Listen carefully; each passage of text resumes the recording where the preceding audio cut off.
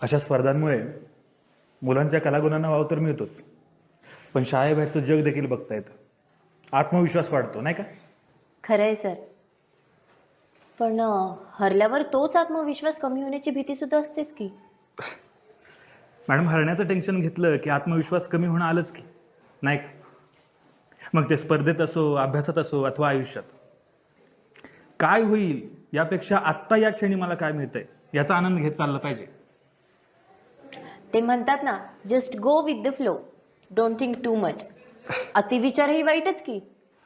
नाहीतर काय. म्हणजे बघा ना, आपण शाळेत असताना आणि आता किती फरक पडलाय ना, म्हणजे सगळ्याच बाबतीत. आत्ताची मुलं जास्त हुशार आणि ऍक्टिव्ह आहेत असं वाटत नाही का? अहो, यातल्या काही रांगोळ्या शाळेतल्या मुलांनी काढल्यात असं वाटत सुद्धा नाही. खरंय सर. आणि काहींनी त्याच्यातून सामाजिक संदेश सुद्धा दिलाय. ह्या वयात कुठून येत असेल हो त्यांना एवढं सामाजिक भान? आपण फारच वैचारिक बोलतोय का? अभिजित म्हणत असेल स्पर्धेपेक्षा अवघड बोलायला लागले शिक्षक. काय अभिजित? अहो नाही सर.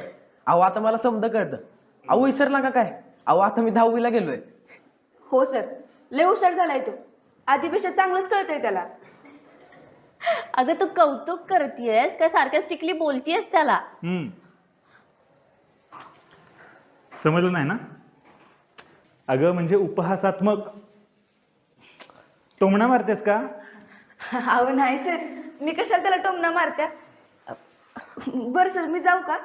नाही म्हणजे माझ्या स्पर्धेची वेळ झाली असेल ना.